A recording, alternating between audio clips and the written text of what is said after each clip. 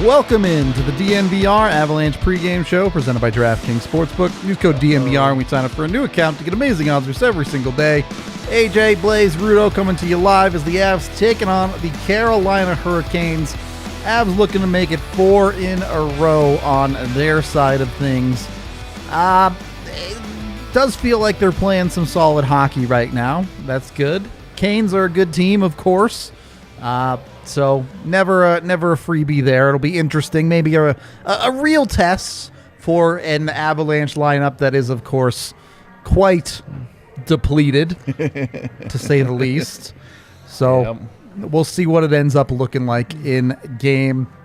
Obviously, for the Avs, dealing with a whole bunch of different stuff. I don't know exactly what you guys talked about on yesterday's show, but Landeskog officially moved to LTIR now as well to make room. To recap, they put Helm on LTIR, called up Bowers to make room because they needed that room for Bowers. Yep. Bowers gets hurt, and he's out for 6 weeks. Yep. So Bowers is hurt for the next 6 weeks. They call up Megna. In order to make room for Megna, they had to LTIR someone else. They had to LTIR somebody else, so they just said, we tried to cut the corner with Helm. Didn't work. It didn't work, so whatever. Just put Landy on there. We're just going to do it with Landy.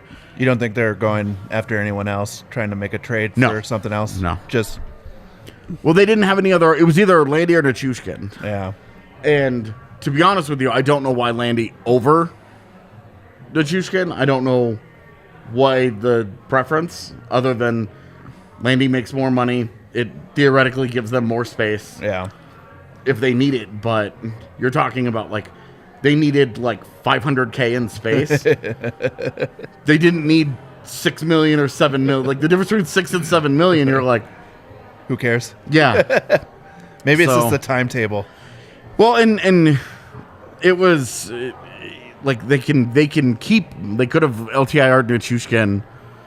And then whenever he was ready to go, they could have just pulled him off, and then they're done. I thought the Helm one was interesting. They were trying to cut that corner, and just be like, well, if things go our way, we could drop down below it really quickly, and it'll be fine. I mean, but they didn't. So it is an interesting coincidence that now all three players from the Cup run that started the season.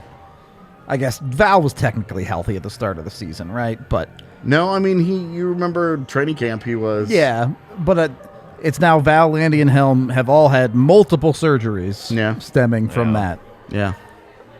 I guess Landy's first surgery was technically before the playoffs last year, but. Yeah, it was February of last year. But still, all of those guys having to get a secondary surgery to end up fixing something or other. Nuke's second surgery was kind of weird. It felt like they were just were they going to do it or not? Yeah. You know what I mean? Because he was testing it. Well, and they gave him, I think the Finland break was good for them in that regard, because they gave him almost 2 full weeks off. See how good it could get before they were deciding, well, it's just not healing, so we'll just do surgery. I talked about it a little on yesterday's pod that that they have kind of the luxury of the West is not nobody's running away. They can take their time with some of those decisions, and for sure. Nobody's running away with the Central in particular, where they can, and it's still early enough in the year where they're like, I just have surgery, and they can just get away with it. You'll be back by February? Fine. Well, because you think okay, we really want to try and be healthy by February. Yeah. Get all these guys fixed up, all these guys back, everybody ready to go. By the time Landy's ready to go, then we can really start to put the pieces together. We have a month then to figure out who we are, who we aren't, what we still need, and then you go into the deadline with a lot more of a clearer vision of team needs. I think that this depth issue has shown one team need that we knew was true going in. They need a seventh defenseman that they trust. Yep. Pretty obvious. And so I think that's going to be a thing that you put on the trade deadline radar, and it stays. Yeah. Because, no offense, Curtis McDermott and Jacob McDonald, that trust level isn't going anywhere. Yep. Yeah. They are who they are. They've been around for a while. Jared Bedard is very comfortable with what those guys are, what those guys aren't. Yeah. So that level's not going anywhere. And those guys, that need will remain. What those guys aren't are playoff caliber defensemen. Yeah, you didn't love the idea of throwing Jack Johnson into your postseason defense, but you really don't love the idea of doing it with one of those guys. If you don't like the idea of Jack Johnson, you can't do it with one of these guys. That's just it's a whole nother level. Yeah. And we use Jack Johnson because it's like he's on a team that's selling. Yeah. He makes $900K. He's familiar. He's gonna cost a 5th round pick. Like, give me a break here. This is the easiest math ever. No, it's gonna be Kulikov. I mean, I think it's gonna be Jack Johnson. I think he's gonna come with Jonathan Taves. Yeah. So, this has been my prediction for a long time. So, lineup at the top, same as it was the other night. You already mentioned Magna, the one in playing in the middle of Ranta and Hunt. How is that one change? That one change, Bowers to Magna, takes that line from "this could be a fun time" to okay, so this line's not gonna do shit.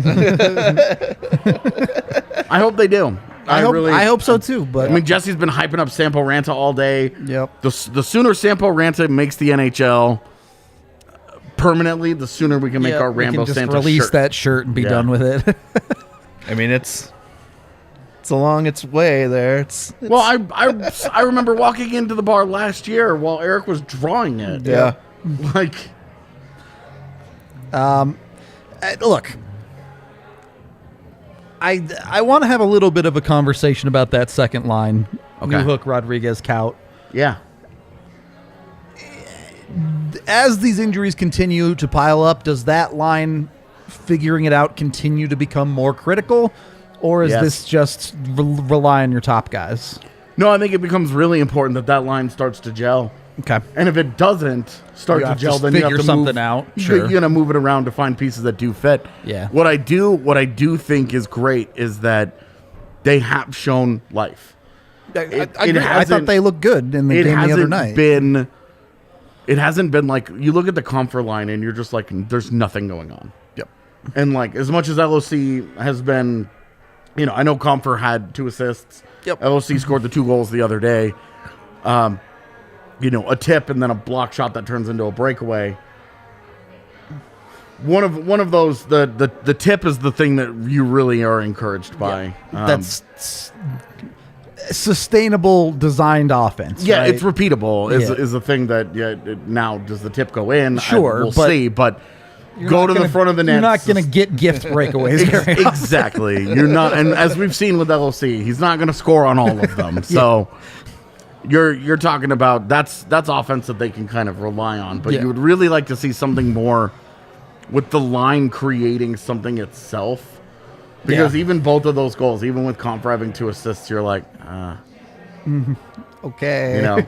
You're also, this is also what, game 14 of the season? 13? 13, yeah. And JT Comfort's got 1 goal for you. Yep. Like,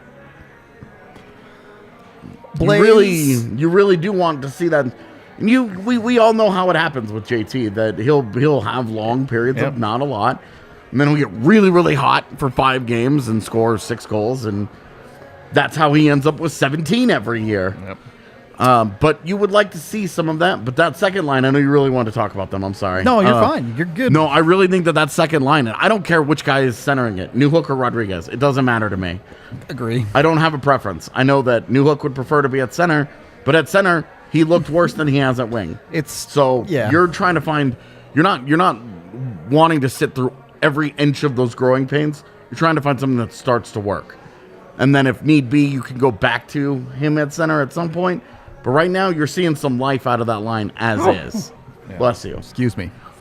So, and I do think it is important. It's important. I mean, Martin Kaut's trying to prove that the Avs don't need to go out and get another forward at the deadline because he's got it. He's going to be okay in that spot.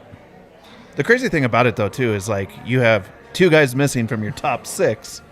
So once everybody gets healthy, those guys are going to be dropping down. At least 2 of them will be down in your third line. Well, there's a really, really real chance that you go from a second line of Newhook, Rodriguez, and Kaut to a third line of Newhook, Rodriguez, and Kaut. Yeah.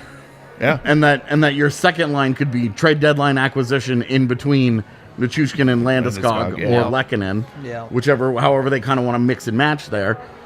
Or JT Compher slots back up into that 2C job, or Rodriguez stays there. So, and that's why it's important that line find chemistry, because Well- if they do, and they produce at an acceptable rate for a second line, you no longer feel the need to be like, we have to go get one of these centers that's going to be on the market, whether it's Taves, Bull Horvat, maybe Ryan O'Reilly if the Blues continue to scuffle. But that's why it's important, is because you need to find, you want to find solution in the next 3 months so that you're not paying for one. my question is there enough jam on the Avs second line? No. Newhook and Erod, both on the smaller side, just aren't very physical players, full stop. Yeah. Cowd is a little bit of a bigger body, yes, but that's He's just a big body. not really. He doesn't use that frame the way he should. Well, and he's not like a really physical guy, but Yeah. he's also not a guy that gets overwhelmed physically. So I'm less worried about him like in a postseason setting, which is if that's where you're going with it. It was. But I don't think he'll be on a second line realistically. Agreed. So But I think like the dream scenario here is that Martin Kaut figures it out, proves that, hey, keep him. yep. And he's more of a 30-point guy that is kind of on your third-ish line. And then when the postseason starts, he really becomes like a fourth-line guy because the Cogliano, He gets elevated. Helm, Comfort, LOC, All the veterans. Yeah. that quartet will start to see a little bit more time, but is still like on the on the radar and part of the roster, part of the mix. I just thought it was something worth noting, especially if you're looking at maybe some acquisitions on the lower side of the trade deadline and things. There's just not a whole lot there right now when it comes to that second line jam level. Even down the lineup a little bit, you get some pestiness from Confer and LOC, but they're not running dudes over out there. Yeah, I think LOC is fine because we see him regularly engage physically, and Confer, when he wants to, has always been a guy that can live that life. He just doesn't do it consistently. But we've also seen Confer in the postseason his entire career, like, he's fine. Yep. Like, he finds a way to be an impact player. Yep. Every so often, It's not an every night thing, but it happens. But when it comes to that, like, physicality, like, you are looking at the lineup, and you are saying, okay, well, getting Landeskog and getting Nichushkin back and then having Arturi Lehkonen on the roster. Yep. Having Cogliano, having Helm. Helm led the postseason in hits last year. Like, not a small thing. We're talking about physicality. Does it get more physical than the guy who led the postseason in hits? Hard to top. And so you're talking, those guys, LOC, like there is some grittiness and some physicality in the lineup. Certainly Newhook and Erod, like it's not really what they do. And Newhook, I think especially I'm concerned about because every time he gets breathed on, he struggles. So, sure. We've seen him lose footing and it's led to goals against, and he gets pushed off pucks, and he just needs to be stronger on the skates. He has to be. It's got to be the thing that he really works on this year. And look, as always, February is still 3 months away. We're not a lot of hockey to be played. No one's hitting any make the trade buttons just yet, but just something to keep an eye on. Put it that way. Getting into their opponent in this game, of course, AJ wants to talk about Andrei Svechnikov. Well, man. And like everybody was like, "Oh, AJ picked these," but he's popping off this. He's year, like third in the NHL in goals. Yeah, he's got 2 hat tricks. He's got both against the Oilers. This is the thing. Which is hilarious. He's got a couple hat tricks. I think the Oilers have given up 4 hat tricks this year. Yeah, I think. How'd that go? Because I'm forgetting. I'm forgetting one, and Jamie Benn just had one against them. But yeah, Svech has had a couple, and he's just been. I mentioned recently that the Hurricanes have just kind of been really up and down, and they've been inconsistent. And it's like when Svech is on, they win, and when Svech is off, they lose. He's kind of slowly morphed himself into their most important player, guy, in my opinion. I agree. Because as good as Sebastian Aho is, he has repeatedly failed to take the reins in big moments and drag that team forward. Yep. And I think it's got to be Svech. And to start this season, It has been. He's been the best version of himself so far. But that is if you can shut him down, if you can keep him off the scoreboard, you greatly increase your chances of winning against Carolina. Which, wow, if you could stop Nathan McKinnon, boy, your chances of beating the Avs go way up. Like, yeah, no shit. Watching the Oilers-Panthers game this afternoon, I was wondering, I was like, when's the last time the Oilers won a game and McDavid didn't have a point? He had a point. On the empty net goal. Yeah. And so, and then he got that point, and I was like, of course. Because I was going to start doing the research, and like, I was going to like tweet it. It was going to be fun fact day. And then he gets a gimme on an empty net goal, and you're just like, all right, well, never mind. Go after Oiler Analytics or whatever that guy's name is. No, I don't give a... So, here's the thing. That is a dude that needs attention to survive. I know. And so there will be no attention given to me ever again. Yeah. Rule no matter number what he one says. of the internet. Yep. Feed the trolls. Yeah. When it's that obvious, when it is that obvious, do not interact. Yeah. And you know what? Everybody took the bait for about 3 weeks when nothing was going on. Then the season started, and he kept jerking himself off. And you go and you look, and he gets like 3 replies to things now. And you're like, people figured it out. Yep. People figured it out. It's not like the editor in Leaf dude who like occasionally sprinkles enough in there That it might be legit. between shit posts that he continues to bait that hook. Oilers Analytics baited everybody in the first month, and then we all figured it out. Fair enough. Importance of this hockey game. The Avs sit at 7-4-1. Obviously, we're not anywhere near the territory of must win or anything like that. But is this an important game against a quality hockey team for them? Not really. It's an Eastern Conference opponent in November. Yeah, it's just not that important. This season series against them, coming when it does in the season, isn't very important. I think it's kind of important just for home ice and starting to get into that. You're going to play it every other night now here for a little bit, right? Like, it's not, you're right. Like, overall, not a big deal. But I think there's something to be said, like, you want to have that home ice advantage, so when people are coming into your building, they're like, shit, you look at their home record, it's like, oh, man, we're in for a hard night. Yeah. So. No, and in terms of, like, you want to start building up because they've got a games played disparity. It's not many, it's 1 or 2. You want to win those as you make those games up. You want to win them. You want to start getting your points. They do want to start trying to assert themselves in the division and start to make themselves a presence. God, these fucking guys again. You know, like you really do want that part of it, but in the big picture, you know, if you're gonna lose points to a team, always an Eastern team. Yeah. A quality Eastern Conference team that you look back on. If you're going to lose 20 games a year, lose them to the playoff teams out east. Yeah. And then win every single game against every Western team. There you go. All right. Any final thoughts other than that heading into this one? I do really hope for a good game. I mean, I really hope Colorado's injuries don't take away from, on paper, a matchup that should excite everybody. Well, you know, you've said they're up and down, but when they're going against the Avs, you know that you're going to get their A game. I mean, that's just what it's going to be all year. Frankie and net tonight. It's been a while. Yep. He hasn't gotten a win on the season. Like, let's win one for Frankie. Of course, he has a say in that. That's very true. Let's have Blais win us some money. Yeah, there's no graphic. I didn't send it. I have 4 bets. I'm only going to go with 3 because these are all points bets, right? So you got to listen to these points bets, though. Nathan McKinnon with over 1.5 points. That is points, not goals. Points. Plus 105. I mean, Feeling you're good about positive. that? You're positive there.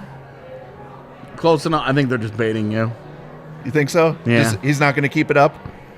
Oh, he might. I don't know. Cale Makar with over 1.5 points, plus 130.